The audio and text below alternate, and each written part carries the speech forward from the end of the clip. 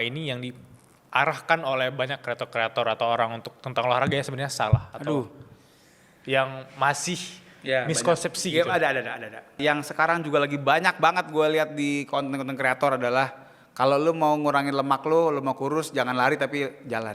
Ya, itu maksud saya tadi. Itu miskonsepsi banget. Jadi gini, yang namanya fat burning sama fat loss is a whole different thing. Fat burning itu kita ngomongin olahraganya. Jadi saat kita bergerak untuk olahraga itu, energi yang kita pakai untuk bergerak barusan itu datang dari mana? Datang dari lemak atau dari gula kebanyakan. Jadi kan kita tuh kan ada dua zat, sebenarnya ada 3 zat yang bisa dipakai jadi energi, tapi most of it datang dari 2. Antara nggak dari karbo, ya glikogen, gula darah, atau dari lemak, trigliserid bisa bentukannya. Nah, kalau kita mau pakai gula sama pakai lemak itu caranya beda. Kalau kita mau olahraga yang sifatnya banyak pakai lemak, itu kita pilih yang santai memang. Kita pilih jalan atau lari tapi pelan larinya nggak terlalu ngos-ngosan. Kalau kita mau pakai dari gula, kita memang bisa pakai latihan yang sifatnya lebih berat atau high intensity. Tapi gini, kita bicaranya tuh proporsi. Kalau misalnya let's say tadi kita jalan kan santai ya, artinya brisk walking gitu, jalan cepet. Mungkin 80% energi yang kita pakai akan berasal dari lemak. Gulanya mungkin cuma 20%.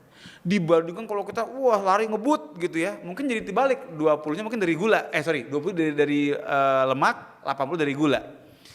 Tapi yang jadi masalah adalah kalau kita mau fat loss, nah ini, kita mau kurus, kita mau bikin tubuh kita lebih singset, lebih nggak banyak lemaknya. Kan balik lagi kan ngomongin soal keseimbangan kalori. Kalori yang kita bakar sama kalori yang kita makan banyakan mana? Kalau kita ngomonginnya tadi, let's say kita bakar misalnya contoh sehari-hari dengan kerja, olahraga gitu ya. Misalnya let's say 2000 gitu ya. Nah, yang kita makan 2500, mau kita latihannya fat burning apa segala macam nggak bakal hilang lemaknya, nggak bakal kurus kita. Dan kalau kita hitung kalorinya, berarti kan kita pengen kalori banyak dibakar dong. Jalan setengah jam sama lari setengah jam, gedean mana sih kalorinya? Lari dong.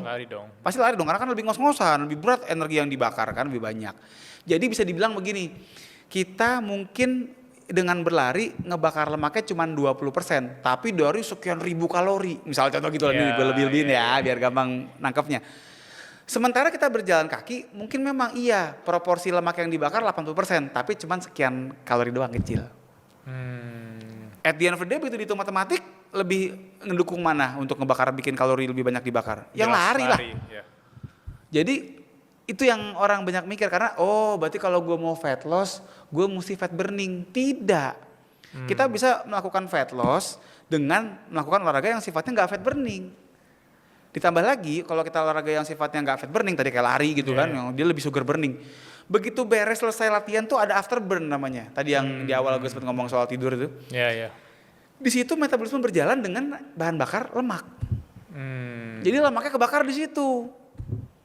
Jadi kalau ada yang bilang, tapi dok kan kalau olahraganya lari yang dibakar gula. Pas lagi lari iya, tapi selalu istirahat. Berjam-jam ke depannya lemak lu dihabisin sama gula sama badan lu.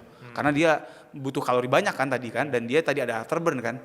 Jadi tidak, kalau ada yang bilang lari tidak membakar lemak, tidak mengurangi lemak, banyak banget orang kurus gara-gara lari.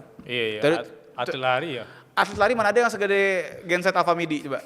Gak ada, pasti kurus-kurus kan segini-gini, kecil-kecil atlet lari.